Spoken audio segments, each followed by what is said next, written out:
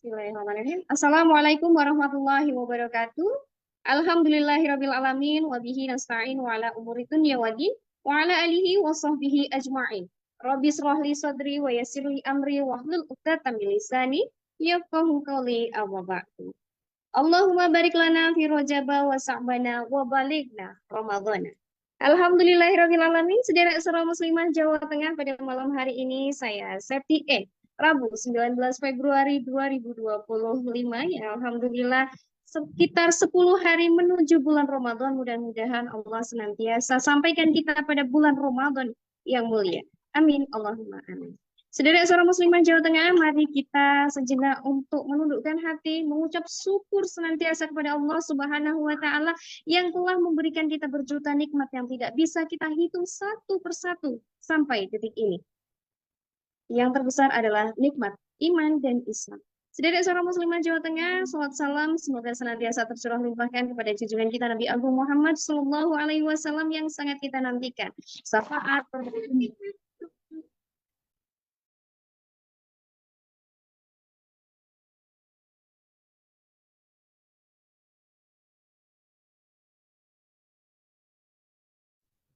Oke. Salawat serta salam semoga senantiasa tetap tercurah limpahkan kepada baginda Nabi besar Muhammad Sallallahu Alaihi Wasallam yang insya Allah akan memberikan syafaatnya kepada kita semua via yaumil kiamah nanti. Dan semoga dengan sering-seringnya kita bersalawat kepada beliau dan terus istiqomah memperjuangkan apa yang telah beliau perjuangkan menjadi alasan kita diakui sebagai umatnya. Saudara suara muslimah, alhamdulillah hari ini semoga saudara semuanya dalam kondisi sehat walafiat sehingga tetap semangat untuk menyimak live kita pada malam hari ini. Alhamdulillah hari ini Suara Muslimah Jawa Tengah hadir dengan tema yang sangat menarik. Alhamdulillah tidak terasa kita telah masuk ke dalam episode yang ke-38 dengan tema tentu saja yang hangat dan juga up to date, yaitu menjawab tantangan, menjawab kebingungan, mohon maaf, yaitu mengapa SDGs menjadi acuan capaian penyelesaian problem masyarakat. Seperti biasa, sebelum kita mulai live kita, sebelum kita mulai diskusi kita pada malam hari ini, akan ada tayangan pengantar sebagai pemantik diskusi kita pada malam hari ini. Silakan.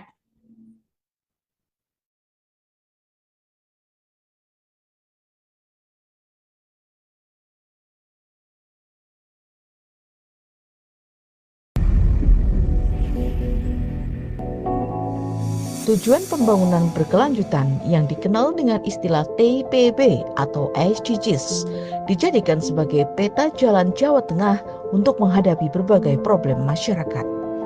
Hal tersebut merupakan konsekuensi keanggotaan Indonesia dalam PBB hingga memiliki komitmen bersama. Termasuk ketika PBB menetapkan tujuan membangun bangsa yang sejahtera, demokratis, dan adil, di mana pembangunan dapat bermanfaat bagi semua orang dan hak-hak generasi mendatang dilindungi. SDG sendiri merupakan agenda pembangunan global untuk mengakhiri kemiskinan dan meningkatkan kesejahteraan, juga melindungi planet yang memuat 17 tujuan dan 169 sasaran dalam rangka melanjutkan upaya dan pencapaian Millennium Development Goals atau MDGs yang berakhir pada 2015 lalu. Adapun agenda 2030 untuk tujuan pembangunan berkelanjutan adalah kesepakatan pembangunan baru untuk mendorong perubahan-perubahan yang bergeser ke arah pembangunan berkelanjutan berdasarkan hak asasi manusia dan kesetaraan untuk mendorong pembangunan sosial, ekonomi, dan lingkungan hidup. SDGs atau TPB diberlakukan dengan prinsip-prinsip universal, integrasi, dan inklusi untuk meyakinkan bahwa tidak ada seorang pun yang terlewatkan atau no one left behind. Asumsi Barat atas pencapaian 17 sasaran dalam mewujudkan dunia minim problem ini terus diperjuangkan di Jawa Tengah. Bahkan, program SDG secara nasional telah mencapai 70,5% dengan rincian 62,5% tercapai dan 8% akan tercapai. Keseriusan pemerintah Jawa Tengah untuk mendukung SDGs tertuang dalam Pergub nomor 36 tahun 2024 tentang Rencana Aksi Daerah TPB tahun 2024 sampai 2026, di mana upaya menyelesaikan problem masyarakat mengarah pada pencapaian SDGs. Misal, problem kemiskinan ekstrim, program kerawanan pangan, stunting, lingkungan, dan lain-lain.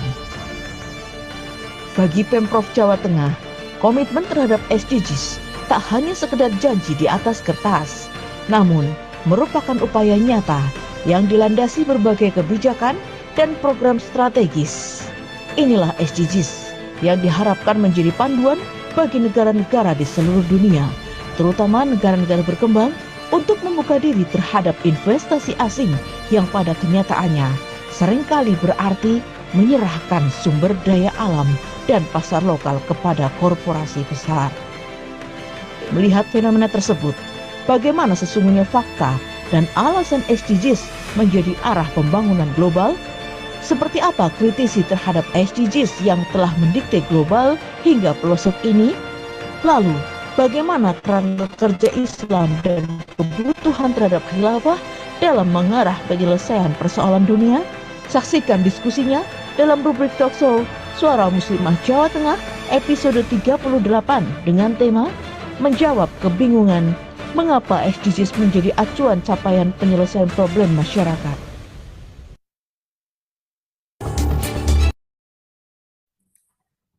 Nah, itu tadi sederet suara muslimah Jawa Tengah semuanya, video pemantik diskusi kita pada kali ini. Semoga semakin menambah rasa penasaran kita akan pembahasan kita kali ini dan tentu saja analisis faktanya bagaimana dan tentu berkaitan dengan solusi yang harus kita ambil berkaitan dengan permasalahan hari ini.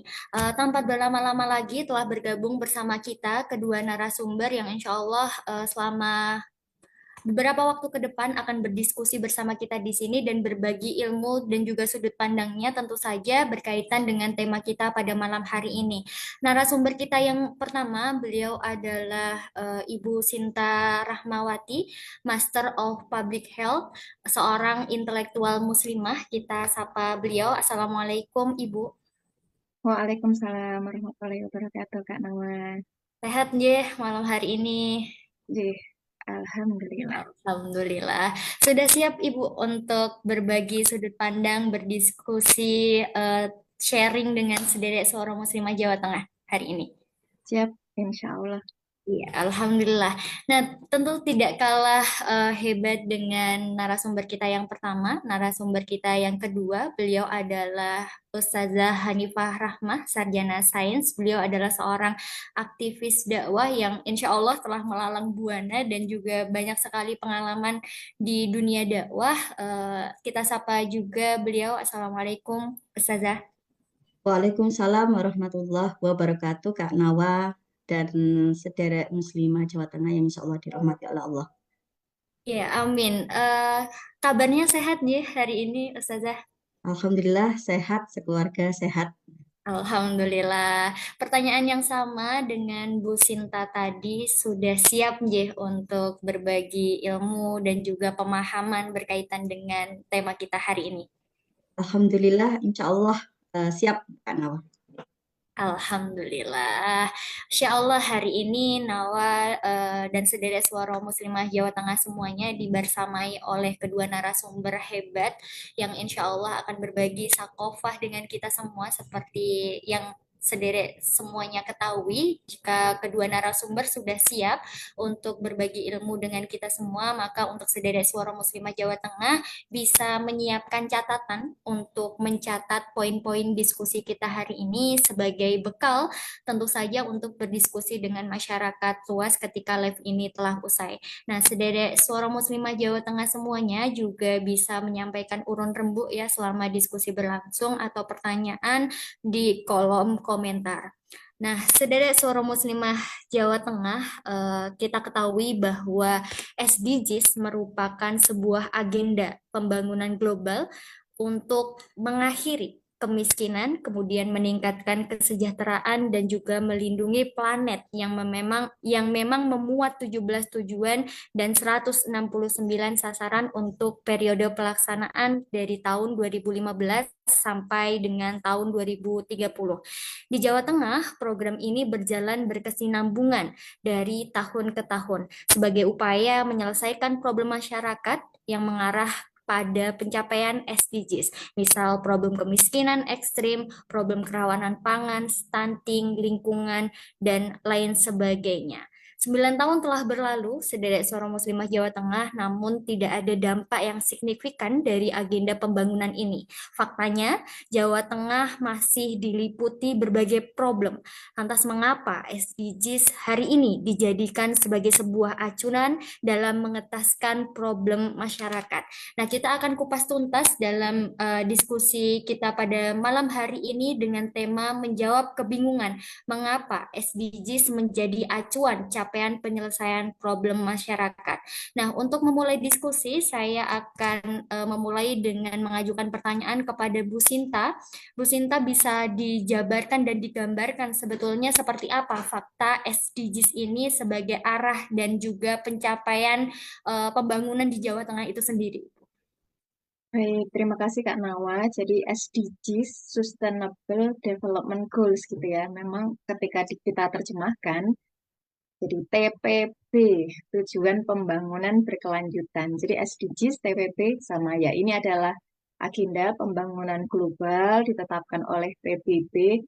Tadi harapannya itu agar ekonomi tumbuh, dunia lebih sejahtera dengan memperhatikan aspek sosial dan juga lingkungan. Betul, tadi ada 17 tujuan.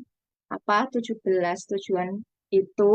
Ada aspek kemiskinan, pangan, kesehatan, pendidikan, gender, air bersih, energi, pertumbuhan ekonomi, infrastruktur, kesenjangan, kota dan permukiman, produksi konsumsi berkelanjutan, perubahan iklim, sumber daya kelautan, daratan, masyarakat inklusif, serta kemitraan global. Gitu. Jadi ada 17 tujuan yang awalnya dirancang secara global oleh PBB, dilanjutkan program ini juga jadi sasaran nasional di Indonesia dan nanti kita juga akan bahas termasuk di Provinsi Jawa Tengah loh.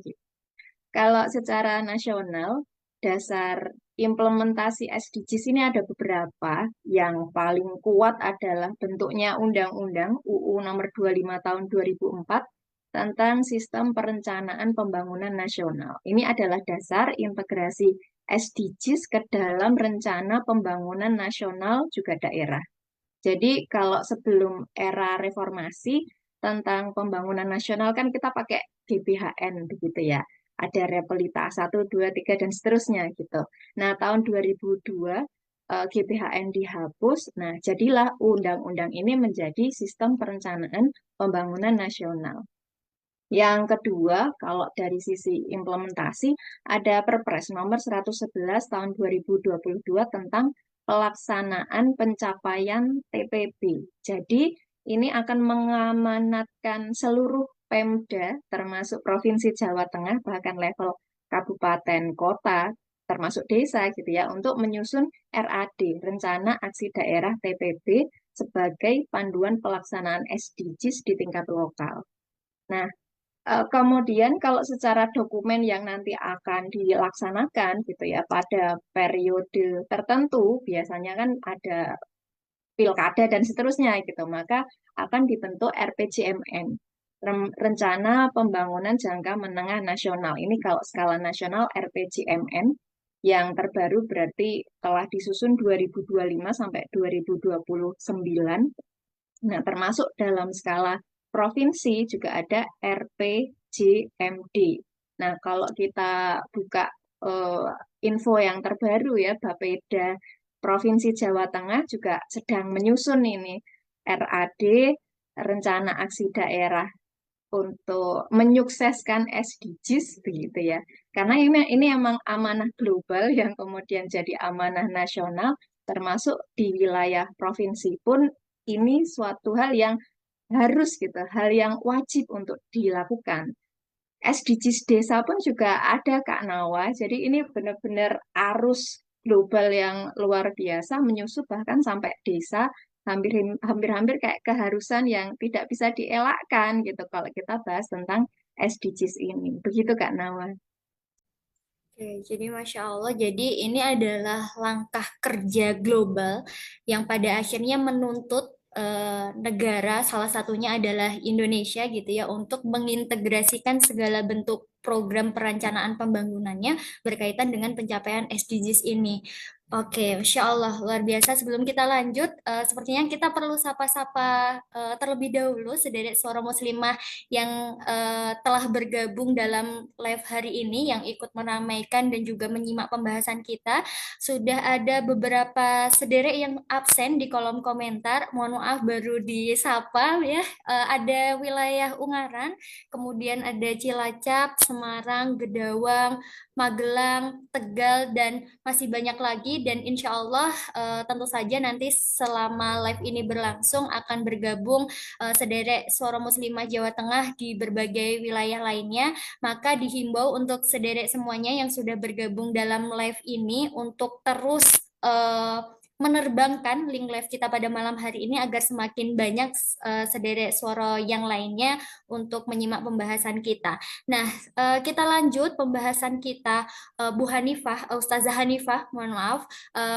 Jika tadi gitu ya disampaikan bahwa hari ini SDGs ini itu menjadi arahan kerja global gitu dan hampir beberapa negara itu harus mengintegrasikan segala programnya itu dengan pencapaian SDGs ini. Sebetulnya awal mulanya munculnya SDGs ini itu gimana dan kok bisa gitu ya ini itu dijadikan kerangka kerja global atas problem dunia hari ini, Ustazah. Ya, jazakillah khair Mbak Nawa dan sederek muslimah Jawa Tengah yang dirahmati oleh Allah. Jadi memang benar bahwa SDG sendiri itu sebenarnya memang sudah dimulai ya sejak beberapa tahun yang lalu atas kerjasama dari berbagai negara di dunia dan tentu saja PBB ya sebagai pelopornya. Dan fondasi awal SDGs ini sendiri bisa kita telusuri dimulai sejak tahun 1992 dalam KTT Bumi di Rio de Janeiro, Brasil. Dan dalam KTT ini ada 178 negara yang mengadopsi Agenda 21 yang berisi rencana aksi komprehensif dalam rangka membangun kemitraan global untuk pembangunan yang berkelanjutan. Dan ini digunakan untuk meningkatkan kehidupan manusia dan melindungi lingkungan. Nah, pembicaraan mengenai pembangunan berkelanjutan ini ternyata terus berlanjut dan digodok dalam sejumlah KTT pada tahun-tahun berikutnya. Termasuk pada tahun 2013, di mana Majelis Umum PBB ini membentuk kelompok kerja terbuka yang dia beranggotakan 30 orang yang mengembangkan proposal tentang tujuan pembangunan berkelanjutan. Dilanjutkan lagi 2015, di mana Majelis Umum PBB ini memulai proses negosiasi untuk agenda pembangunan pasca 2015 dan akhirnya pada September 2015 bertempat di markas besar PBB kurang lebih 193 kepala negara secara resmi mengesahkan SDGs yang berisi 17 tujuan. Nah, tujuan pembangunan berkelanjutan atau SDGs ini sendiri kerap kali disebut sebagai agenda pembangunan global yang cakupannya memang lebih luas dan inklusif dibandingkan dengan pendahulunya yaitu tujuan pembangunan milenium atau yang kemudian kita sebut dengan MDGs yang memang berakhir pada tahun 2015. Nah, tujuan MDGs sendiri yang berakhirnya 2015 ini sebenarnya merupakan ramuan para pakar negara-negara anggota yang disebut dengan Organization for Economic Cooperation and Development atau OECD ya, dan ditambah beberapa lembaga internasional. Sementara kalau SDGs dia adalah hasil kesepakatan dari 193 negara anggota PBB dan memang melibatkan partisipasi masyarakat sipil serta berbagai pemangku kebijakan. Nah, tak mengherankan memang SDGs ini kemudian membidik masalah-masalah yang dianggap lebih beragam, lebih detail, kemudian menyasar seluruh penduduk pada semua kelompok usia, baik muda maupun kemudian Gen Z gitu ya kan, termasuk kemudian berbagai latar belakangnya, dengan memang mengedepankan prinsip kesetaraan dan anti diskriminasi. Nah, SDGs juga mengakomodasi masalah-masalah pembangunan yang lebih komprehensif, baik itu secara kualitatif maupun kuantitatif, yang memang membuat berbeda dengan pendahulunya itu adalah bahwa ada pengembangan tujuan. Kalau sebelumnya MDGs itu ada 8 tujuan, 21 target, dan 60 indikator, maka kalau SDGs ini jumlah tersebut bertransformasi menjadi 17 tujuan, 169 target, dan 241 indikator.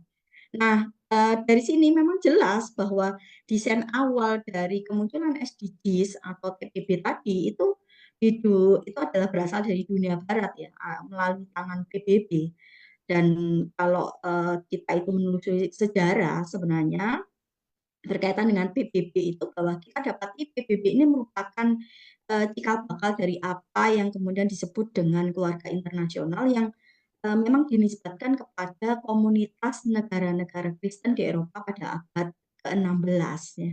Nah, berlanjut hingga terbentuknya PBB tahun 1948, dan setelah Perang Dunia Kedua dan Amerika Serikat itu mengklaim bahwa dia adalah pemenangnya, maka pada saat itu Amerika Serikat menetapkan untuk memperluas keanggotaan bagi seluruh PBB ini bagi seluruh negara-negara yang ada di dunia, hingga sampai hari ini PBB ini beranggotakan 193 anggota dan 2 negara pengamat ya, termasuk diantaranya itu adalah Palestina ya.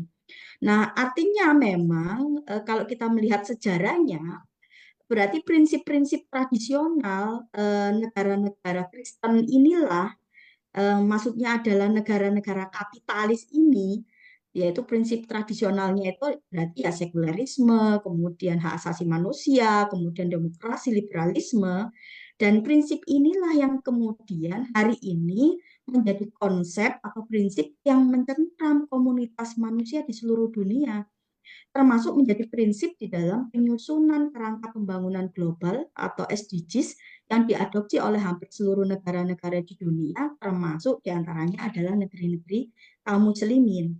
Nah, sementara konsekuensi keanggotaan PBB ini memang mewajibkan untuk meratifikasi kesepakatan yang memang sudah ditetapkan oleh PBB dalam bentuk agenda pembangunan global. Dan agenda ini perlu diterjemahkan dan diintegrasikan ke dalam perencanaan pembangunan atau melalui berbagai pengaturan-pengaturan ya. Nah, tapi Mbak Nawa, bahwa sebenarnya bukan sekedar konsekuensi keanggotaan ya yang jauh lebih kuat mempengaruhi negara-negara di dunia ini terkait dengan realisasian SDGs, namun memang terlebih pada asumsi Barat atas pencapaian 17 sasaran ini dalam mewujudkan dunia yang minim problem. Asumsi ini yang kemudian memang dipercaya oleh termasuk Indonesia dan masyarakatnya, termasuk negara-negara di seluruh dunia, ya kan. Inilah yang kemudian kepercayaan inilah yang kemudian diambil. Bagaimana tidak, memang PBB ini sampai menunjukkan komitmen untuk bekerja sama dengan pemerintah Indonesia dalam membangun bangsa yang sejahtera, demokratis, yang adil, ya, di mana pembangunan ini bisa bermanfaat bagi semua orang dan di mana hak-hak generasi mendatang itu akan dilindungi. Nah, sesuai dengan tadi janji TPB atau SDGs, tidak meninggalkan siapapun gitu ya kan. Maka ini menjadi pendekatan PBB yang menggabungkan fokus yang kuat pada yang termiskin dari yang miskin, memerangi diskriminasi dan meningkatkan ketidaksetaraan ya. Dan mengatasi akar penyebabnya. Jadi memerangi diskriminasi dan meningkatnya ketidaksetaraan. Nah, konsep tidak meninggalkan siapapun inilah yang kemudian mereka katakan memprioritaskan martabat orang yang menempatkan kemajuan komunitas yang paling terpinggirkan dan rentan terlebih dahulu. Nah, Mbak Nawa, janji inilah yang seakan memang menutup mata terhadap realitas kebatilan konsep dan ketidakmampuan sebenarnya si pembuat janji ini, yaitu negara-negara pengasuh PBB, termasuk diantaranya itu adalah Amerika Serikat, ya dalam menyelesaikan problem-problem besar yang menimpa negara mereka sendiri, ya kan. Jadi kita itu mengikuti arahan negara-negara yang mereka hakikatnya tidak mampu menyelesaikan persoalan-persoalan sendiri. Begitu ya, Kak Nawa.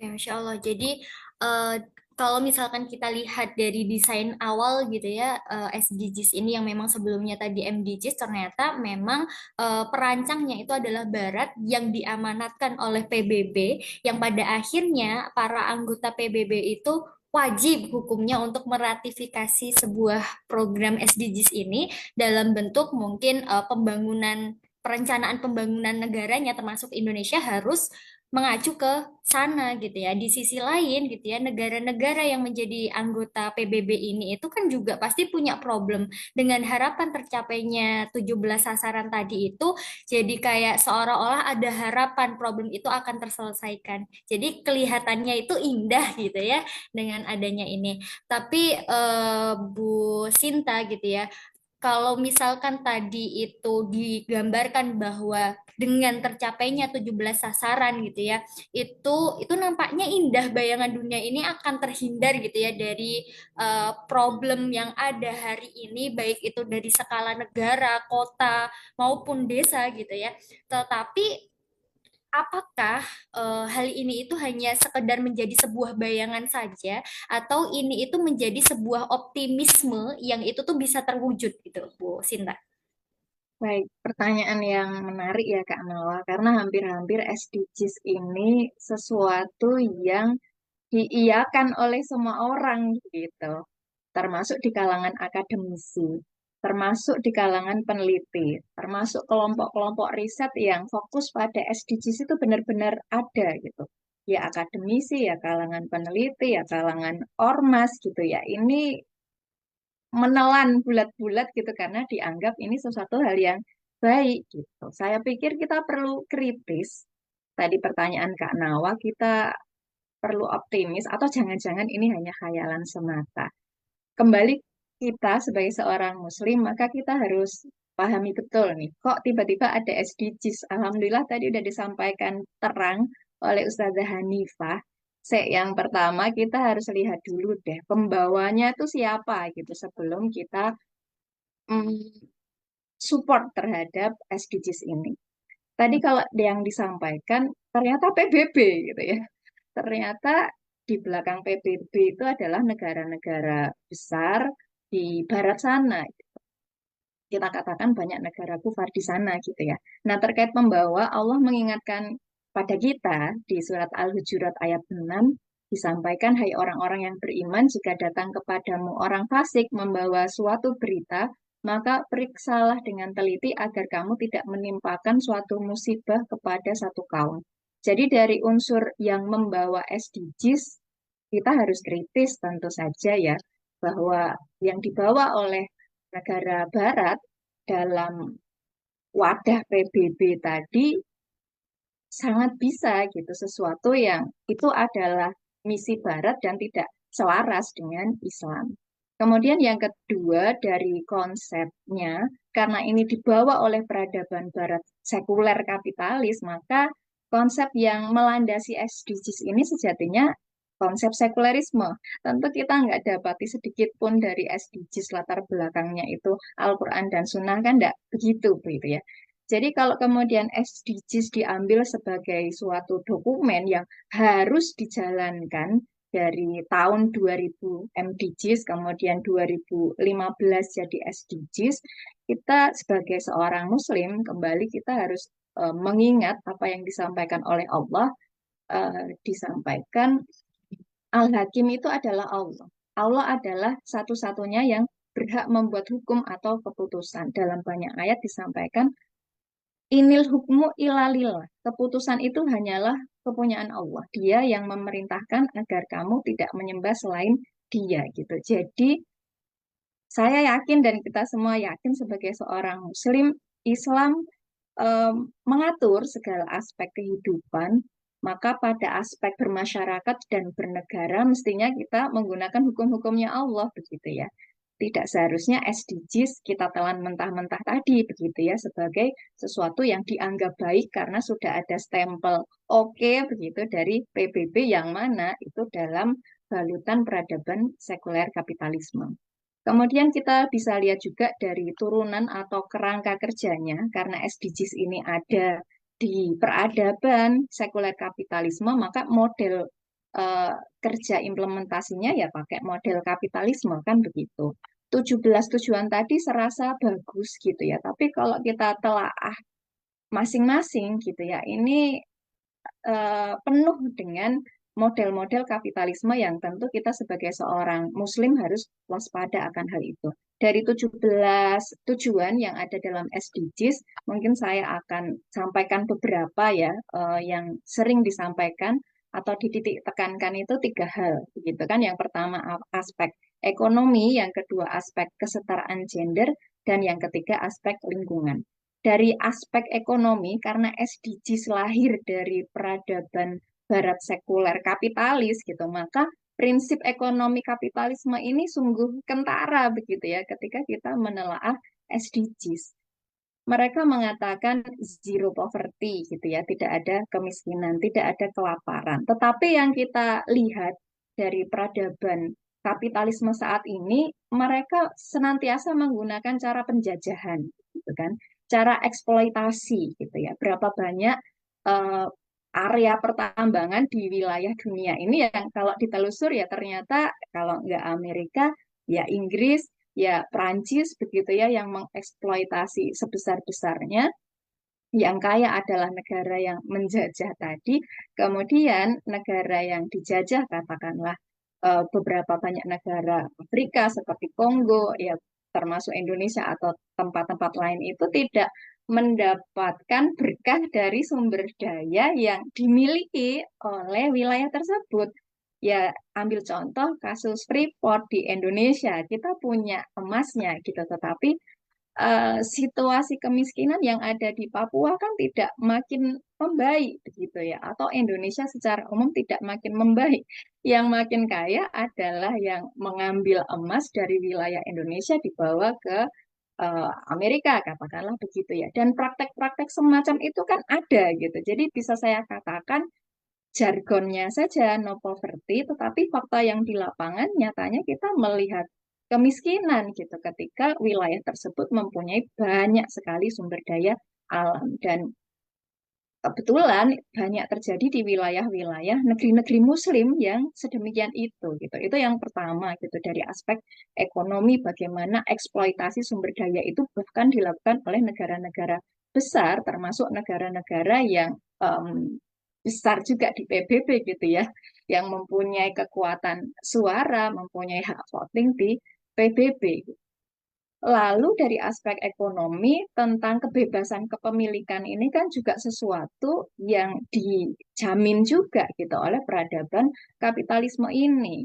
Relevan dengan penjelasan sebelumnya bahwa sumber daya alam itu memang tidak ada aturan begitu harus dipunyai oleh siapa. Semua boleh untuk mengeksploitasi termasuk pertambangan gitu.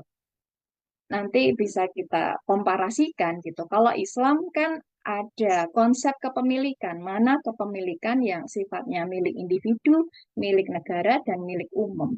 Karena peradaban kapitalisme tidak mempunyai konsep kepemilikan sebagaimana Islam yang mereka pahami kepemilikan itu bebas dimiliki oleh siapapun dan kapanpun, maka ya yang terjadi lagi-lagi eksploitasi tadi. Tuh. Sumber daya alam yang semestinya ini tidak boleh kalau dalam Islam ya tidak boleh dipunyai oleh dimiliki oleh swasta atau individu. Faktanya kita lihat di sekitar kita pertambangan itu bebas dimiliki oleh swasta ataupun individu. Jadi ekonomi yang eksploitatif ala peradaban kapitalisme ini tidak memungkinkan jargon no poverty, no one left behind itu untuk terlaksana gitu. Jadi ini hanya gula-gula saja gitu kalau istilah saya mungkin seperti itu. Kemudian konsep yang sering disampaikan kaitannya dengan SDGs ini kan kesetaraan gender gitu, bahwa mereka menginginkan agar laki-laki dan perempuan itu setara dalam segala bidang. Semua itu harus bekerja, bahwa kalau di rumah saja itu tidak produktif, apalagi perempuan begitu ya, haruslah sama dengan laki-laki begitu ya. Ini sejatinya kan dalam rangka untuk lagi-lagi menyokong peradaban kapitalisme gitu. Enggak cukup kalau yang menyokong peradaban kapitalisme ini hanya laki-laki gitu. Perempuan juga harus turun tangan gitu dalam rangka untuk menyokong peradaban ini gitu. Konsekuensinya apa ya, kita lihat bagaimana angka pernikahan itu turun gitu ya, angka kelahiran turun, bahkan generasi selanjutnya dari negara-negara barat yang mengarus utamakan gender ini sudah kita lihat sedemikian rupa gitu. Jadi kalau dari sini kan ya tadi ya SDGs itu berseberangan gitu ternyata dengan konsep Islam gitu. Islam tidak mengenal kesetaraan gender. Ada porsi yang pas yang sudah disampaikan oleh Allah, mana porsi perempuan, mana porsi laki-laki. Kemudian dari aspek lingkungan, tadi barangkali sudah kebaca bahwa yang menonjol dari peradaban kapitalisme ini adalah aspek ekonomi. Jadi kalau ada basa-basi lingkungan, itu sekedar basa-basi saja. Karena ketika eksploitasi itu dilakukan oleh negara-negara yang berasas pada sekuler kapitalisme ini, maka kerusakan lingkungan itu adalah keniscayaan begitu. Jadi ini ada ketidakcocokan antara jargon yang disampaikan dengan implementasi yang ada di lapangan. Jangan-jangan ini cuci tangannya Barat gitu ya. Mereka nggak mau mencitrakan diri sebagai peradaban sekuler kapitalis maka yang merusak dan merusak, maka kemudian ada SDGs yang kemasannya itu sangat cantik gitu. Tetapi ini mismatch, nggak cocok gitu ya dengan fakta yang kita lihat di lapangan. Jadi menurut saya, Kak Nawa, ini hayalan begitu ya, kalau kita kemudian memandang SDGs itu sebagai sesuatu yang baik, perlu didukung, bahkan perlu diimplementasikan. Oke, bisa dibilang ternyata optimisme yang memang digambarkan melalui SDGs ini itu terbantahkan dengan realita. Yang tadi Bu Sinta menyampaikan bahwa memang konseptornya berbasis orang Barat gitu dan basisnya itu adalah sekulerisme. Dan model kerjanya pun juga ala kapitalisme yang kalau kita lihat hari ini itu ternyata eksploitatif dan juga tambal sulam pada problem yang dihasilkan gitu. Dan bisa dibilang ternyata SDGs ini itu merupakan cuci tangan Barat gitu ya terhadap dampak penerapan kapitalisme global itu sendiri. Dan yang lebih parahnya, secara realita SDGs ini jauh sekali dari Islam dan juga Al-Quran dan As-Sunnah. Dan jelas kalau misalkan saya bilang menormalisasi mengikuti SDGs ini itu adalah sebuah bahaya.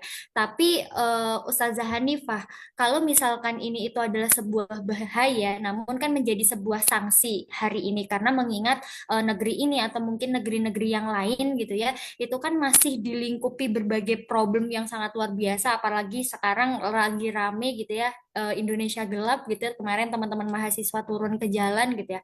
Jadi seolah hari ini Barat itu atau dunia Barat itu dipandang mampu gitu ya atau setidaknya mereka itu berada beberapa langkah lebih depan gitu ya dalam mengatasi permasalahan sehingga ya mau nggak mau ya harapannya adalah mengikuti SDGs ini gitu.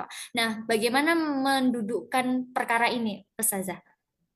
Nggih, Mbak Nawa, bahwa bahaya terkait apa yang ada di balik implementasi program SDGs ini sebenarnya memang sudah sangat jelas ya, sebagaimana tadi sudah disampaikan oleh Bu Sinta ya kan. Namun memang persoalannya dengan berbagai persoalan yang ada khususnya di negeri kita ya, misalnya di Indonesia, di mana realitasnya kita dapati bahwa misalnya berkaitan dengan kemiskinan, kita ini masih di sekitar 11% ya, garis kemiskinannya. Atau misalnya malnutrisi kronis, kita masih di angka 37,3%. Terkait dengan penderita HIV/AIDS, kita masih luar biasa banyaknya, 658.000 jiwa yang merupakan penderita HIV/AIDS dan ternyata memang semakin meningkat ya. Atau kemudian yang berkaitan dengan pendidikan bahwa rata-rata pendidikan ini hanya berlangsung 7,5 tahun. Padahal program pemerintahan ini adalah 9 tahun. Termasuk kemudian berkaitan dengan kesempatan pendidikan dan penciptaan lapangan pekerjaan yang ternyata semakin lama semakin rendah. Nah, selain itu, dampak pada lingkungan hidup, yaitu terjadi deforestasi, misalnya penggundulan hutan yang memang cukup tinggi sebesar 1-2% per tahun dan menjadi salah satu penyebab terbesar berbagai bencana yang terjadi di negeri kita. Belum lagi kalau kita berbicara persoalan sosial, kenakalan remaja, seks bebas, kriminalitas, ya, dan lain-lain dan masih sangat banyak gitu ya kan. Nah, sementara kita itu dengan SDGs ini kita berkomitmen mengikuti formula dari negara-negara barat, yaitu dari mereka, dari PBB, dalam penyelesaian berbagai macam problem kita, di mana realitasnya di sisi yang lain, mereka, negara-negara barat ini, ternyata negaranya justru bergelindang dengan berbagai persoalan yang mereka sendiri tidak bisa mengatasi. Contoh misalnya kalau kita berbicara Amerika Serikat ya, terkait dengan problem kemiskinan. Jadi Departemen Keuangan Amerika Serikat sendiri mengumumkan bahwa utang nasional negara ini itu sampai melampaui 35 triliun US dollar. Atau kalau dirupiahkan itu sekitar 543.767 triliun rupiah. Penelitian laboratorium penggusuran di Universitas Princeton itu menyebut bahwa beban perumahan ini ternyata berdampak pada 250.000 orang yang akhirnya dalam posisi terancam menjadi gelandangan akibat tidak memiliki rumah. Belum lagi kalau kita bicara Amerika itu persoalan sosial, rasisme, kriminalitas itu luar biasa besarnya. Nah, sementara mereka menetapkan bahwa tujuan pembangunan berkelanjutan atau SDGs ini adalah mengurangi ketimpangan dan memacu pertumbuhan ekonomi. Nah, ini kan kelihatannya memang baik gitu ya kan. Namun meskipun digambarkan sebagai upaya global ya untuk mencapai pembangunan berkelanjutan, ternyata SDGs ini kita terbukti ya ternyata sebagai alat yang digunakan untuk memperkuat dominasi kapitalisme global yang diusung oleh negara-negara barat itu sendiri seperti tadi disampaikan oleh Bu Sinta. Nah, dengan mendorong negara-negara di seluruh dunia untuk mencapai pembangunan yang disusun oleh PBB melalui SDGs, mereka berupaya untuk menciptakan standar universal yang seringkali ternyata justru menguntungkan negara-negara kapitalis maju, termasuk korporasi multinasional yang sejatinya itu ya perusahaan-perusahaan besar milik mereka, ya kan. Nah, termasuk kemudian ketika salah satu tujuan dari SDGs itu adalah pertumbuhan ekonomi, dan ternyata ketika pertumbuhan ekonomi itu tidak terkendali, justru ternyata telah memusatkan kekayaan itu dalam jumlah yang sangat besar di tangan segelintir orang, dan ini dilakukan melalui berbagai cara, baik itu melalui deregulasi, finansialisasi, termasuk kemudian melalui penghematan.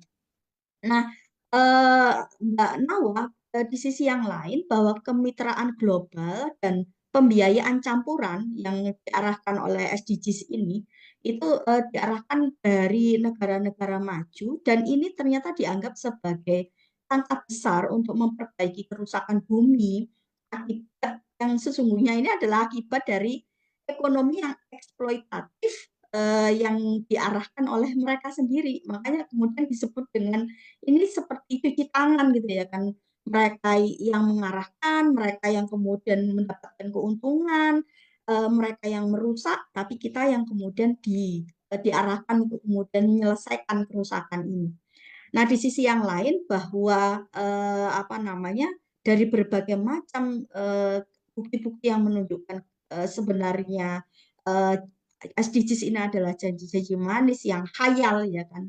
Makanya wajar kalau seharusnya kita ini membuang gagasan ya bahwa pembangunan ini bisa didapatkan, bisa diwujudkan melalui SDGs yang berdasarkan atau bersandarkan pada prinsip kapitalisme. Mbak Nawa dan sedherek muslimah Jawa Tengah dalam sebuah kitab yang berjudul Mafahim Siyasi yang ditulis oleh Syekh Taqiyuddin An-Nabhani. Beliau ini adalah pendiri Hizbut Tahrir. Dalam satu bab Qadaya al-Alamil Kubra atau permasalahan besar dunia, di situ memaparkan bahwa Amerika Serikat sebagai pemegang kendali PBB itu dalam politiknya, ketetapan politiknya ini bertolak pada pandangan bahwa dia memandang dirinya sebagai pihak yang paling layak menguasai dunia dan segenap penghuninya. Karenanya memang nggak heran jika berbagai rekayasa yang dilakukan dalam memaksa konsep mereka itu masuk ke dunia muslim melalui penjajahan dan hegemoni. Nah, salah satu bentuk penjajahan dan hegemoni mereka itu adalah dilakukan apa namanya dalam aspek yang paling penting yaitu adalah penjajahan ekonomi dan itu kalau hari ini apa namanya kita sebut dengan debt trap gitu ya kan atau jebakan hutang gitu ya kan. Misalnya terkait kebutuhan pendanaan SDG sendiri di Indonesia itu telah dihitung sampai nanti 2030 itu apa namanya menjadi 122.000 triliun dengan pembiayaan mencapai 24.000 triliun. Ini uang semua itu ya kan. Nah, dari mana dana ini didapatkan ya kan? Tentu saja ya kan seperti biasanya kita bisa menebak itu ya kan. Biasanya didapatkan dari investasi dan hutang. Nah, karenanya melalui SDGs ini banyak negara berkembang itu justru didorong untuk membuka diri terhadap investasi asing yang pada kenyataannya seringkali kemudian berarti menyerahkan sumber daya alami dan pasar lokal justru kepada korporasi besar yang notabene adalah dimiliki oleh negara-negara besar barat ya kan. Nah, termasuk kemudian pembiayaan yang lain dari SDGs itu adalah dari hutang. Di Indonesia, menurut laporan Kementerian Keuangan, ya nilai utang kita itu per 31 Mei 2024 kemarin itu sudah mencapai 8.353.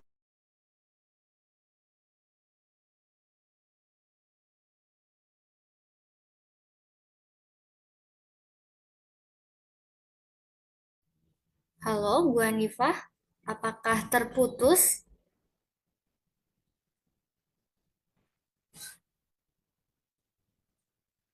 Oke, sedherek suara muslimah Jawa Tengah semuanya, sepertinya Bu Hanifah, Ustazah Hanifah terputus dengan dalam diskusi kita kali ini. Mungkin langsung saja kita intip dulu komentar-komentar yang sedari awal tadi sedherek suara muslimah telah sampaikan di dalam kolom komentar. Kita intip yang pertama ada disampaikan oleh Ryan bahwa tata kelola dunia ala kapitalisme yang diaruskan negara-negara maju dan dipaksakan pada negara dunia ketiga telah mengonsentrasikan kekayaan dunia di tangan segelintir kapitalis, pemilik perusahaan multinasional yang berpusat di negara-negara maju. Mereka mengisap kekayaan negara-negara dunia ketiga termasuk Indonesia dan menumpuk untuk kemakmuran negara-negara maju. Ya, betul sekali. Jadi memang seolah-olah ini itu upaya mereka menyelamatkan dunia, padahal ini adalah upaya mereka untuk mengonsentrasikan kekayaan atau mempertahankan penjajahan yang dilakukan oleh mereka atas negara-negara di dunia ketiga. Selanjutnya ada dari Yanti Umukinan. Nah loh, PBB seolah membawa misi kebaikan untuk dunia, tetapi sebenarnya mengobrak-ngabrik tatanan dunia. Jangan percaya deh sama PBB. Ya itu, jangan percaya deh sama PBB, saudara seorang muslimah semuanya. Kemudian selanjutnya ada dari disampaikan oleh Ratih Respatiani, banyak logika yang muncul jika dunia mengglobal alias globalisasi itu nyata, why not dengan SDGs? Toh untuk rakyat juga supaya tidak tertinggal dan ditinggal. Alhamdulillah dibahas. Alhamdulillah semoga ini tercerahkan ya. Kenapa enggak SDGs gitu seharusnya yang menjadi acuan karena sedari tadi kita sudah membahas fakta berkaitan dengan SDGs ini dan kemudian kritisinya tentu saja kritisi dalam sudut pandang kita sebagai seorang muslim dan juga apa sebenarnya yang ada di balik SDGs ini.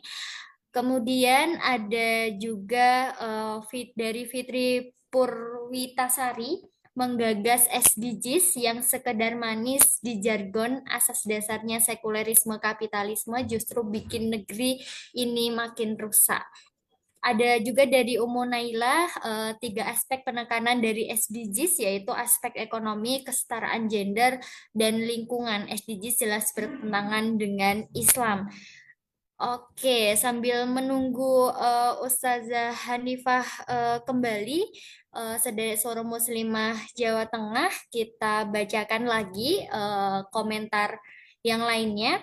Ada dari Raudatul Jannah, salam, Raudatul Jannah salam, mohon maaf, terlalu silau nih sama Barat sampai-sampai ide yang kurang baik pun didukung. Saking asingnya nih sama Islam, kadang lupa sampai bagaimana dari sudut pandang Islam terhadap ide-ide Barat itu sendiri. Ya, memang ya kita terlalu silau dengan apa yang digambarkan dan dibawa oleh Barat hari ini seolah-olah mereka itu membawa yang namanya kemajuan, kemodernan, bahkan globalisasi pada segala aspek dan bidang.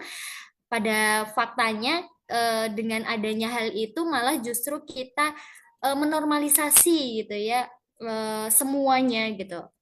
Padahal ternyata ada sudut pandang Islam yang harus kita pertimbangkan gitu ya untuk melihat segala sesuatu. Ada juga dari Fitri Purwitasari, Muslim harus cerdas, menyimak lagi panduan pengaturan hidup dalam Al-Quran dan juga As-Sunnah dengan mempelajari seharusnya muncul kesadaran perlunya menerapkan konsep Islam kafah untuk menghadirkan negeri ini menjadi mulia dan berlimpah berkah.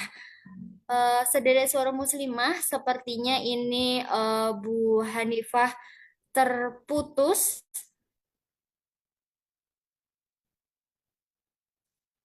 Oke, kita tunggu sebentar. Ada lagi ya Sederet Suara Muslimah semuanya yang disampaikan oleh Silvi Omu Zahian.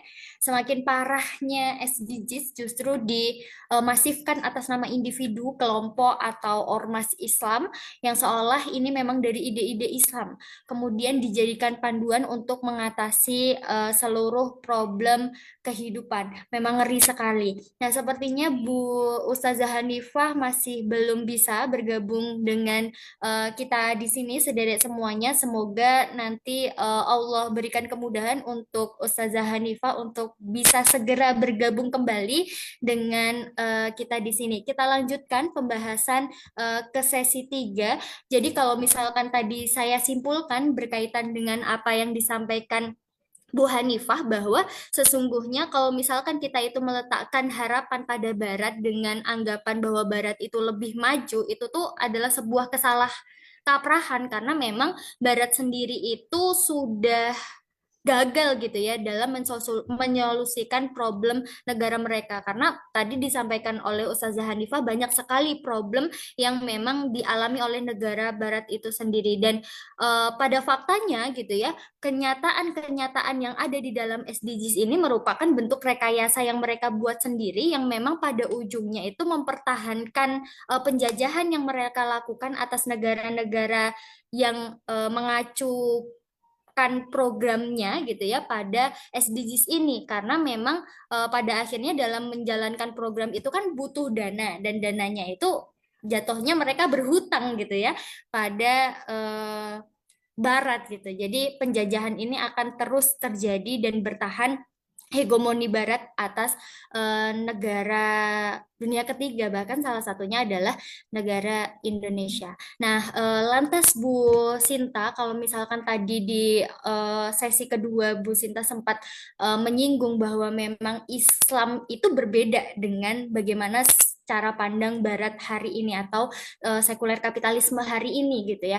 Lantas bagaimana sebetulnya Islam ini dalam mengatasi problem masyarakat dunia hari ini. Tadi mungkin Bu Sinta sudah sedikit menyinggung ya berkaitan dengan konsep kepemilikan dan lain sebagainya, tapi monggo boleh di-sharing secara jelas, digambarkan secara jelas bagaimana sebetulnya Islam sebagai sebuah ideologi ini mampu mensolusikan problem masyarakat ini, Bu Sinta. Baik, terima kasih Kak Nawa. Jadi kita yakin bahwa Islam adalah solusi problem bermasyarakat dan bernegara. Sebentar lagi Ramadan ya Kak Nawa. Ramadan itu bulannya Al-Quran. Di An-Nahl ayat 89 Allah berfirman, dan kami turunkan kepadamu kitab Al-Quran untuk menjelaskan segala sesuatu. Dan petunjuk serta rahmat dan kabar gembira bagi orang-orang yang berserah diri. Nah, pas sekali nih ya bahwa Al-Quran itu adalah bayan gitu. Jadi ada dalam Al-Quran solusi bagaimana kita sebagai seorang Muslim, termasuk ketika bermasyarakat dan bernegara, mestinya kembali pada Al-Quran dan Sunnah, kembali kepada Islam. Islam punya solusi akan segala permasalahan, kan begitu. Islam punya jalan penyelesaian atas segala problem manusia, lintas zaman, lintas generasi, di seluruh tempat, di seluruh wilayah. Kenapa? Karena Islam berasal dari zat yang maha sempurna, zat yang maha bijaksana. Ini yang kita pahami sebagai Islam ideologi. Islam itu adalah din, Islam itu adalah agama dan ideologi. Islam itu bisa diterapkan dalam sebuah sistem untuk menandingi sistem sekuler kapitalisme yang saat ini penjaganya adalah Amerika dengan lembaga-lembaga internasional bentukan Amerika, begitu kita mudahnya seperti itu begitu ya. Jadi terkait dengan pembangunan berkelanjutan, kalau kita memakai frase ini kan sejatinya adalah pemenuhan dan kebutuhan rakyat yang dilakukan oleh penguasa. Kalau pembangunan ini dilakukan oleh Islam ya berarti harus berjalan sesuai syariat. Sistem Islam itu berarti kemudian diharuskan memang untuk menjalankan syariat sehingga ketika kita bermasyarakat dan bernegara ini ada dalam jalan lurus yang diridhoi oleh Allah, kan begitu. Kalau tadi kita ambil 3 hal menonjol begitu ya dari SDGs, yang pertama ekonomi, kesetaraan gender atau titik beratnya adalah perempuan, dan yang ketiga lingkungan, maka saya akan menyampaikan gitu bagaimana sistem Islam khilafah mengatasi problem ekonomi gitu ya.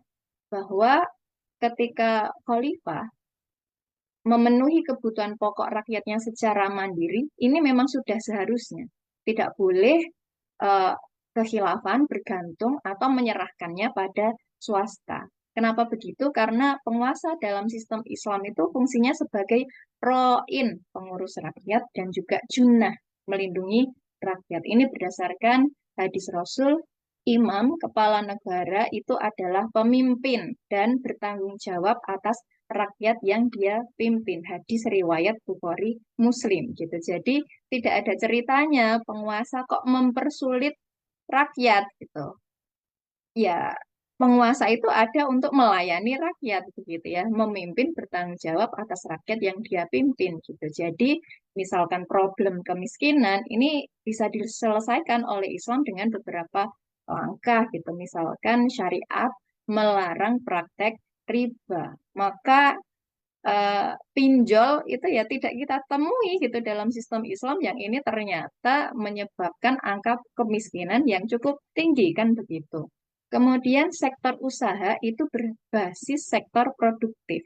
Maka tidak kita temui juga judol, judi online yang ini juga berkontribusi terhadap kemiskinan. Yang seperti itu kan tidak ada konsepnya di SDGs, di peradaban kapitalis sekuler sekarang begitu ya. Tapi kita temui ini dalam Islam dengan berbasis pada syariat. Negara khilafah juga akan memenuhi kebutuhan pokok massal, yaitu pendidikan, kesehatan, keamanan. Sehingga pendapatan keluarga itu cukup dialokasikan untuk kebutuhan individu saja. Faktanya sekarang yang menjadikan berat kehidupan itu kan biaya pendidikan, biaya kesehatan, juga keamanan gitu ya. Di Islam yang seperti ini tidak masalah gitu, karena khilafah yang akan menjamin kebutuhan pokok massal tersebut gitu ya. Pada kondisi khusus negara khilafah bisa saja memberi nafkah kepada individu rakyatnya tanpa mewajibkan perempuan untuk bekerja. Kemudian tentang kepemilikan nanti akan ada pembagian, ada kepemilikan yang itu adalah kepemilikan umum. Jadi pagar laut itu mestinya nggak ada dalam Islam. Tidak ada dalam sistem Islam kok laut dipagari gitu, karena itu adalah kepemilikan umum gitu ya.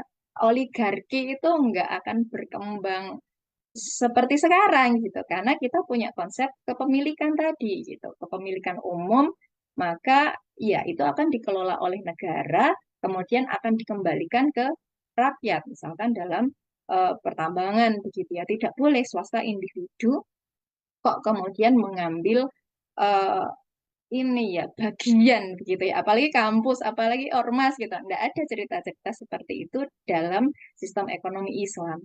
Mana milik umum ya kemudian berarti harus diimplementasi sesuai syariat bagaimana mengatur tentang kepemilikan umum, tentang kepemilikan negara, tentang kepemilikan individu.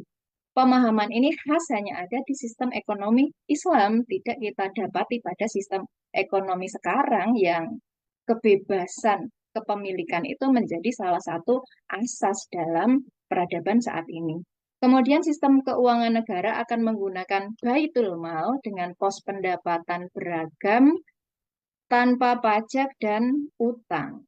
Pajak itu tidak menjadi pendapatan paling besar begitu ya. Bahkan ada skema di dalam sistem keuangan Islam, tidak seharusnya pajak itu menjadi pendapatan yang seterusnya dan selamanya begitu ya. Kemudian penggunaan sistem moneter akan berbasis emas dan perak sehingga angka inflasinya itu akan 0%. Itu dalam aspek ekonomi begitu ya. Lalu dalam aspek gender atau titik beratnya adalah perempuan, kan peradaban sekarang menganggap bahwa laki-laki dan perempuan tuh harus setara dan seterusnya begitu ya. Kenapa kita harus mengambil konsep itu? Ketika Al-Quran dan Sunnah, ketika syariat, ketika Islam itu sebenarnya sudah menempatkan laki-laki dan perempuan itu pada tempat sebagaimana semestinya. Di Al-Ahzab ayat 35 bahwa peluang beramal soleh antara laki-laki dan perempuan itu sama loh. Laki-laki perempuan muslim, laki-laki perempuan mukmin, laki-laki perempuan yang tetap dalam ketaatan, laki-laki perempuan yang benar, yang sabar, yang khusyuk, yang bersedekah, yang memelihara kehormatan, yang menyebut nama Allah, Allah menyediakan untuk mereka ampunan dan pahala yang besar. Sehingga kita tidak perlu konsep gender ala SDGs yang ini adalah sakofah asing, sakofah barat yang tidak diperlukan oleh kaum perempuan begitu ya. Kemudian di Al-Hujurat ayat 13 disampaikan juga bahwa yang paling mulia itu adalah yang paling bertakwa, bukan gender laki-laki atau perempuannya. Tentang posisi perempuan juga sudah diatur sedemikian rupa bahwa hukum asal perempuan adalah ibu dan pengatur rumah tangga, dan posisi ini tidak membatasi seorang perempuan untuk berkiprah pada amal soleh di ruang publik, kan begitu. Perempuan adalah kehormatan yang wajib dilindungi, yang perlu untuk dijaga. Mereka juga punya hak berdasarkan dalil syara untuk bisa berdagang, untuk beraktivitas dalam hal pertanian, industri, transaksi, muamalat, begitu kan. Jadi tidak ada relevansinya sebenarnya bagi kaum muslimin gitu ya untuk mengadopsi SDGs begitu ya. Itu misalkan pada beberapa aspek terkait perempuan gitu. Lalu terkait lingkungan yang juga ini sering disinggung, kembali pada Al-Quran Al-A'raf ayat 56, Islam membahas tentang hal ini. Difirmankan oleh Allah, janganlah kamu membuat kerusakan di bumi sesudah Allah memperbaikinya, dan berdoalah kepadanya dengan rasa takut. Sesungguhnya rahmat Allah amat dekat kepada orang-orang yang berbuat baik. Jadi tanpa banyak basa-basi, ya Islam memperhatikan aspek lingkungan, bukan sekedar agar bumi terjaga dan seterusnya, tapi ini adalah perintah Allah begitu ya untuk menjaga apa yang sudah diciptakan oleh Allah. Bagaimana Islam khilafah menyelesaikan masalah lingkungan?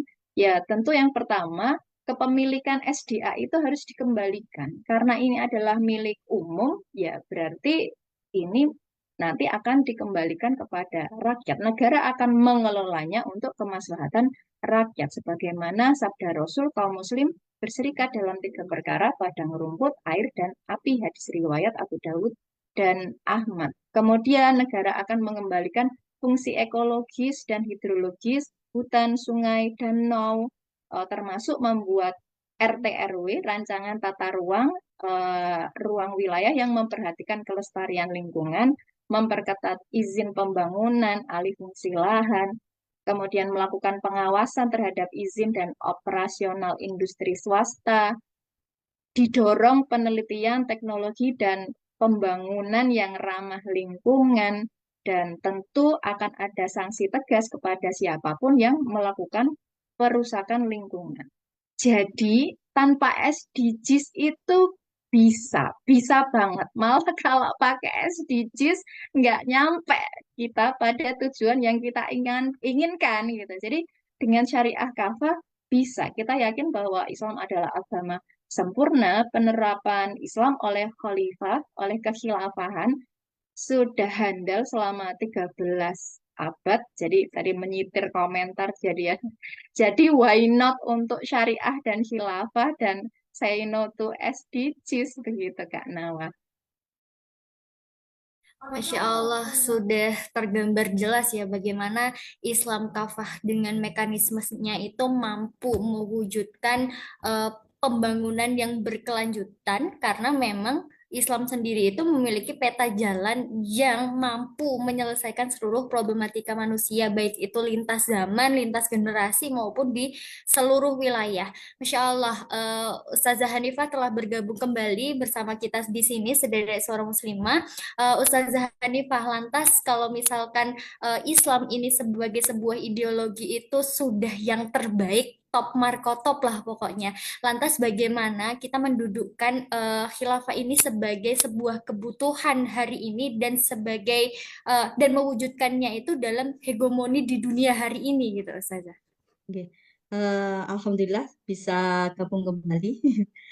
Jadi Kak Nawa dan saudara muslimah Jawa Tengah yang dirahmati oleh Allah, bahwa tadi sempat sudah disampaikan ya bahwa Al-Quran sebagai pedoman hidup kaum muslimin itu ini menjadi inti dari ajaran Islam yang merupakan petunjuk agar memang manusia itu seharusnya hidup sesuai dengan ketetapan Allah. Dalam surah Al-Isra ayat 9, Allah menyampaikan, sungguh Al-Quran ini memberikan petunjuk ke jalan yang lebih lurus dan memberikan kabar gembira kepada kaum muslimin yang mengerjakan amal soleh, bagi mereka ada pahala yang besar. Termasuk kemudian tadi sudah sempat disampaikan ya terkait dengan apa yang disampaikan oleh Allah di dalam surah An-Nahl ayat 89. Ya mungkin saya lebih mendetili bahwa di dalam sarah menurut Imam Baghawi dalam Ma'alim At-Tanzil itu ayat di atas ini berkaitan dengan bahwa Al-Quran itu berisi penjelasan atas segala sesuatu yang memang diperlukan berupa perintah, larangan, apakah itu halal dan haram, kemudian berkaitan dengan hudud dan hukum-hukum. Dan memang Al-Quran ini memberikan penyelesaian atas seluruh problem yang dihadapi oleh manusia di dalam kehidupan mereka, baik itu problem pribadi, keluarga, masyarakat, maupun negara, termasuk problem di seluruh aspek kehidupan, ekonomi, sosial, pendidikan, dan seterusnya. Oleh karena itu, mengamalkan dan menerapkan seluruh isi Al-Quran ini memang merupakan keharusan dalam Islam, baik itu dalam kehidupan pribadi, keluarga, masyarakat, dan negara. Dan karenanya memang penting harus ada formalisasi dan pelembagaan ya hukum syariat yang berdasarkan Al-Quran. Di sini juga kemudian penting adanya negara yang menerapkan Islam dalam seluruh aspek kehidupan sebagaimana yang dicontohkan oleh Rasulullah SAW ketika beliau memimpin daulah Islam di Madinah, termasuk kemudian apa yang dilakukan oleh penerus beliau yaitu para Khulafaur Rasyidin dan para khalifah setelah mereka sepanjang sejarah kekhilafahan Islam. Mbak Nawa bahwa di dalam Islam itu pemimpin memang ditetapkan oleh Islam sebagai pengurus dan pelayan rakyat, sebagaimana tadi hadis riwayat Al-Bukhari bahwa pemimpin itu adalah ro'in, ya, dia bertanggung jawab terhadap rakyat yang dia urus. Termasuk kemudian di dalam hadis Rasulullah bahwa pemimpin itu adalah junnah, ya, perisai bagi orang-orang yang berperang di belakangnya dan menjadikannya itu sebagai pelindung. Tapi ada satu ayat lagi yang sangat penting, yaitu di dalam surah Ali Imran ayat 110, bahwa Allah itu menyampaikan, kuntum khaira ummat ukhrijat linnas ta'muruna bil ma'ruf wa tanhauna 'anil munkar wa tu'minuna billah. Jadi kamu ini adalah umat yang terbaik yang dilahirkan untuk manusia. Artinya bahwa kalau kita berbicara dari aspek kepemimpinan yang akan membawa arah sebuah negara, maka sosok pemimpin sejati di dalam Islam ini ialah yang layak memiliki pengaruh bagi dunia. Kenapa? Karena kemampuannya dia berperan sebagai ro'in dan Junnah sebagai perisai, dan dirinya mampu untuk mewujudkan cita-cita besar setiap umat untuk kemudian menjadi khairu umat atau umat yang terbaik. Maka pengurusan rakyat atau riayah ini dilakukan dengan aktivitas yang disebut dengan asiasa atau politik. Tentu saja dengan politik yang benar, dengan makna politik sesuai dengan Islam. Ini dijelaskan oleh Imam An-Nawawi di dalam Syarah Sahih Muslimnya, bahwa riayah atau siasa yang baik itu tidak lain dengan menjalankan hukum-hukum syariat, mengutamakan kemaslahatan dan kepentingan rakyat. Nah, inilah yang dilakukan oleh seorang pemimpin yang amanah di dalam menjalankan politik dalam negeri dalam daulah khilafah Islamnya.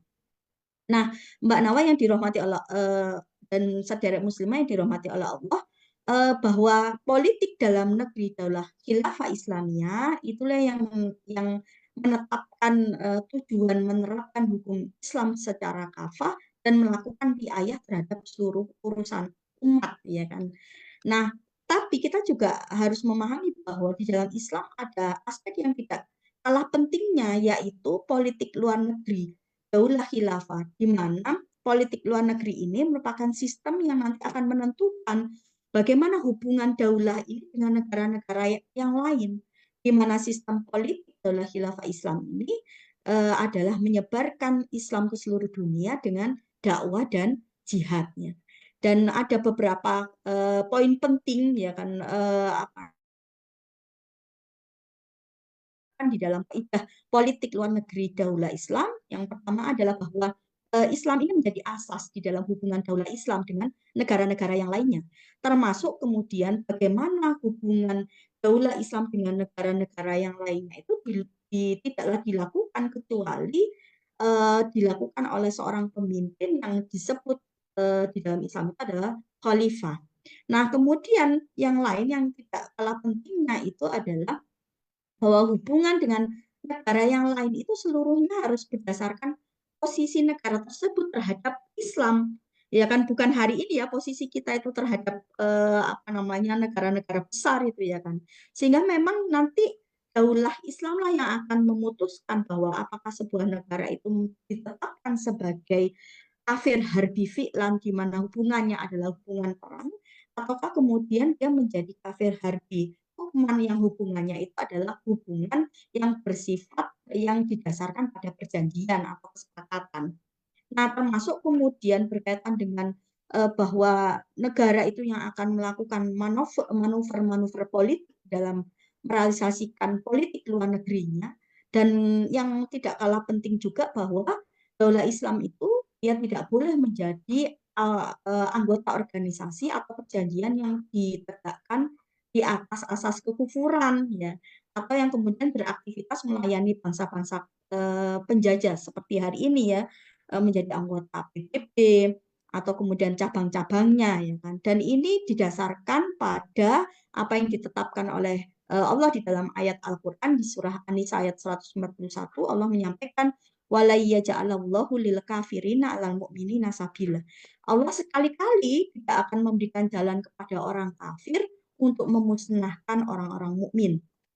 Nah, prinsip yang lainnya adalah bahwa daulah Islam itu dia tidak boleh menerima tujuan menghalalkan segala cara, dan yang lainnya adalah bahwa Islam itu ditetapkan menjadi poros dari garis edar politik luar negeri, dan ini dilakukan tidak lain adalah dalam rangka untuk memelihara tugas mengemban Islam ke seluruh alam dan menyebarkannya di antara manusia. Inilah yang harus nampak pada negara yang akan ditegakkan, dan popularitas politik luar negeri Daulah Khilafah Islam yang akan memimpin dunia dengan cahaya Islam dan mengeluarkan dunia ini dari kegelapan akibat penerapan sistem kapitalisme yang rusak dan merusak. Begitu Mbak Nawa. Masya Allah, luar biasa ya. Semakin rindu kita akan bagaimana kehadiran khilafah itu akan segera hadir gitu. Nah, saudara suara muslimah Jawa Tengah, kita masuk ke dalam sesi diskusi, tapi karena keterbatasan waktu yang kita miliki, saya akan membacakan satu pertanyaan yang kebetulan berisi dua pertanyaan, nanti bisa dibagi untuk kedua narasumber masing-masing menjawab satu pertanyaan, tapi karena keterbatasan waktu juga dimohon untuk narasumber menyampaikan jawaban dengan singkat maksimal 2 menit, dan sederek suara muslimah ya dihimbau tetap stay tune. Mohon maaf karena ada kelebihan waktu pada live kita kali ini. Nah, pertanyaannya, SDGs hari ini kan sudah masuk sampai ke desa dengan harapan-harapan yang ada. Kemudian pertanyaan yang pertama untuk Bu Sinta berkaitan dengan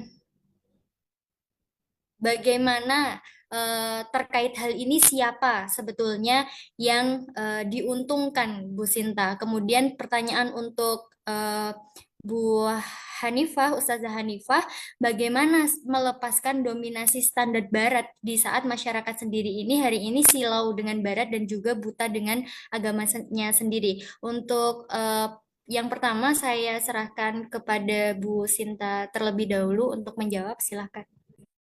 Terima kasih Kak Mawar. Jadi tentang SDGs desa, siapa yang diuntungkan? Menurut saya yang diuntungkan adalah Barat gitu ya, karena mereka bisa melakukan penetrasi ide-ide mereka langsung ke desa gitu kan.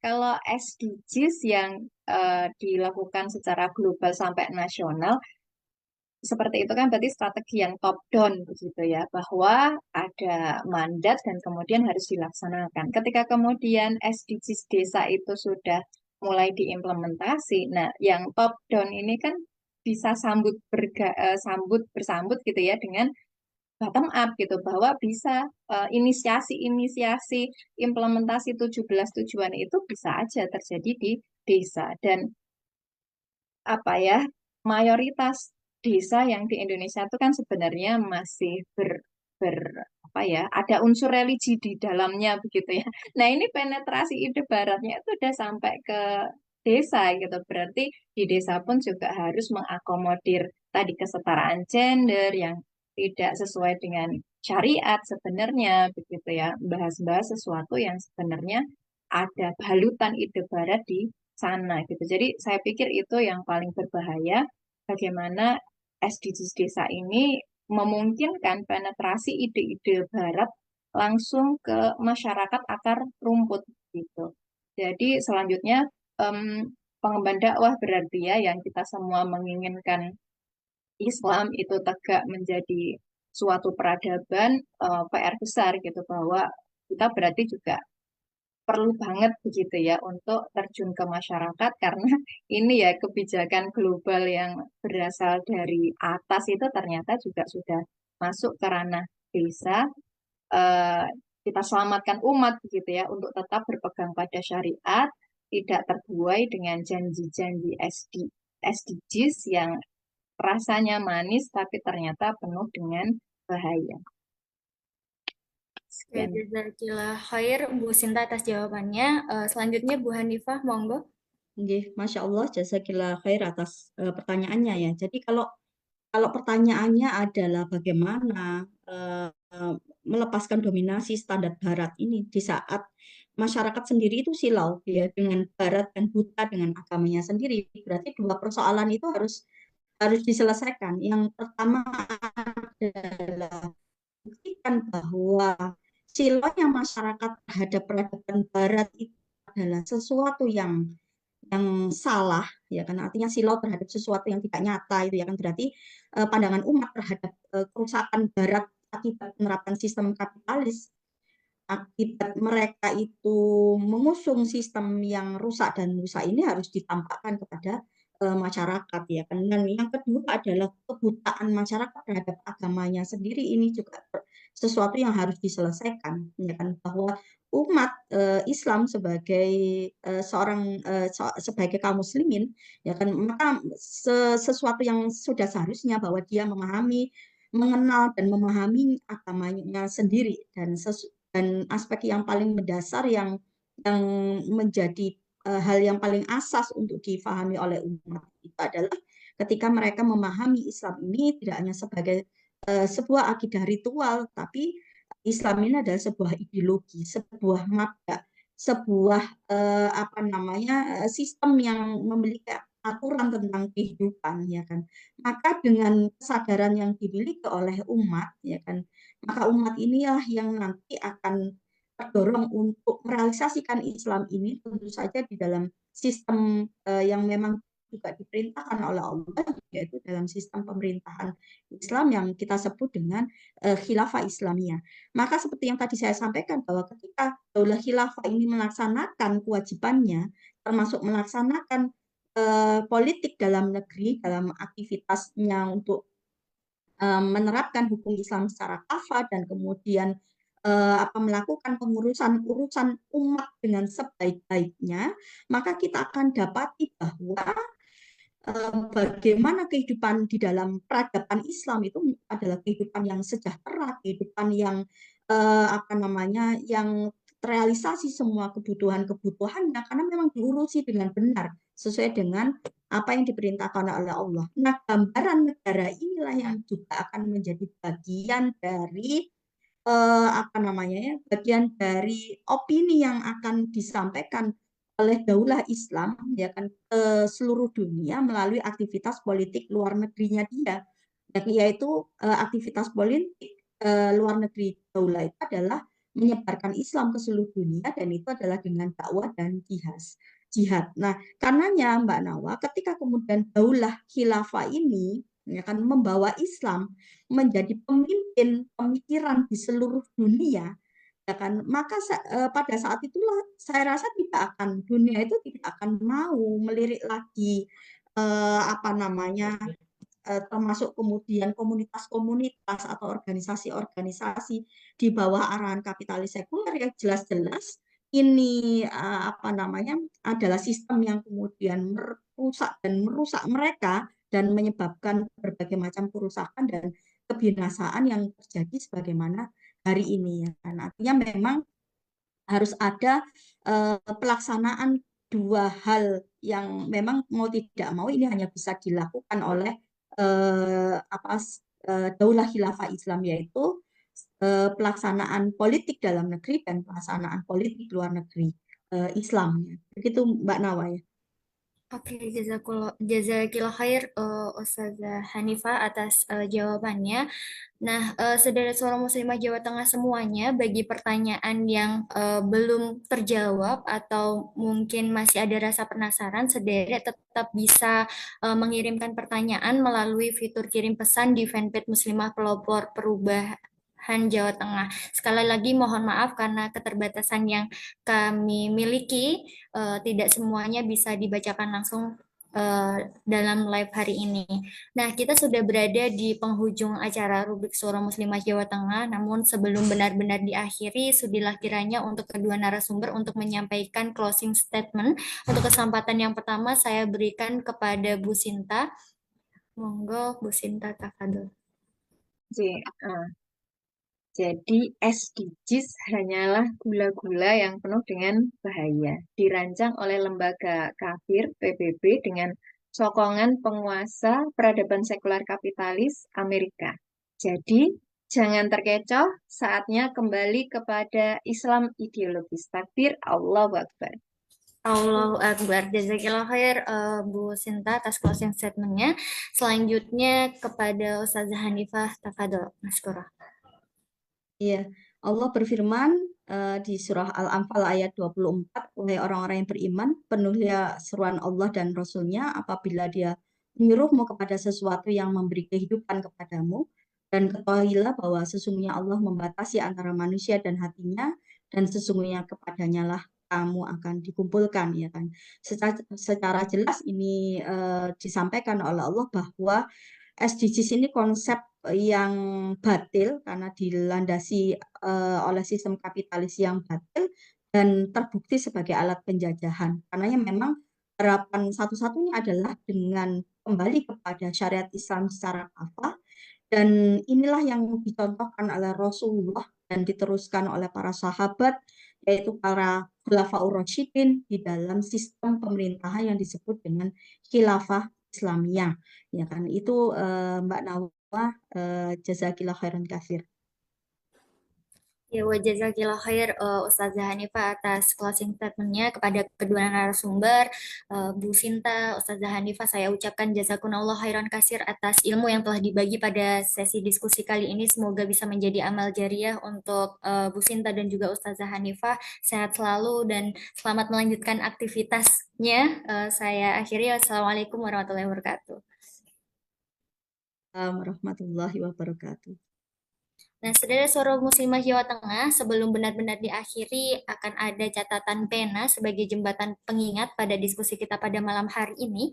Yang pertama, SDGs yang selama ini menyatu dalam perencanaan pembangunan Indonesia, termasuk di Jawa Tengah, adalah sebuah agenda pembangunan global yang diratifikasi sebagai konsekuensi keanggotaan di PBB dengan target pencapaian 17 sasaran dalam menyelesaikan problem dunia.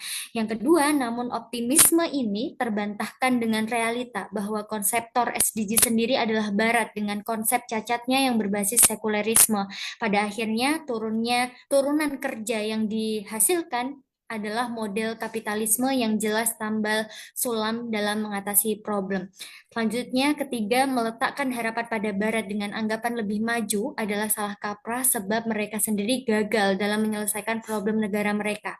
Bahkan ini adalah bentuk rekayasa Barat dalam mempertahankan penjajahan, cuci tangan atas kerusakan yang mereka timbulkan, eksploitasi negara berkembang demi kepentingan mereka, serta mempertahankan hegemoni mereka dengan menjaga kelangsungan konsep-konsep dan arahan-arahan di negara-negara berkembang yang notabene adalah mayoritas negeri Muslim.